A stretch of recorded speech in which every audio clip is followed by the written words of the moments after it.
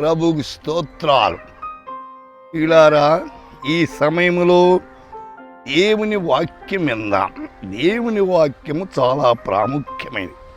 1 కొరింథీ పత్రిక 15వ అధ్యాయం 57వ వచనములో మన ప్రభువుని యేసుక్రీస్తు మూలముగా మనకు జయము అనుగ్రహించున్న దేవునికి స్తోత్రము కలుగునుగాక. అయితే thanks be to God, he gives us the victory through our Lord Jesus Christ. परमेश्वर का धन्यवाद हो जो हमारे प्रभु यीशु मसीह के द्वारा हमें जयवंत करता है. అవును, జయము కావాలంటే ఓటమి పోవాల, అపజయానికి దూరంగా ఉండాల.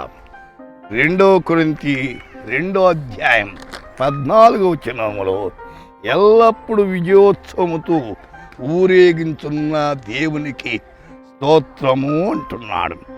రోమా 8:30 మనల్ని ప్రేమించి వాని ద్వారా మనం వీటన్నిటిలో అత్యధిక విజయము పొందుతున్నాం. విజయములో అత్యధికమైనది హెబ్రీ 2వ అధ్యాయం 14 ఆ పిల్లలు రక్తమాంసము గలవారైనందున ఆ ప్రకారం మరణం యొక్క బలము గలవారిని అనగా అపవాది మరణము ద్వారా నశింపజేయుటకు జీవిత కాలమంతయు మరణ భయము చేత దాసం లోబడిన వారిని విడిపించుటకు ఆయన కూడా రక్తమాంసములో పాలివాడాడు. ఒక గమనించండి. వాట్ ఎవర్ ఈ మెమోరియల్ బాప్టిస్ట్ చర్చిలో అయితే ప్రత్యేకమైన ఉజ్జీవ సభలు అయితే శుక్ర శనివారం అనగా 17, 18 జరుగుతాయి.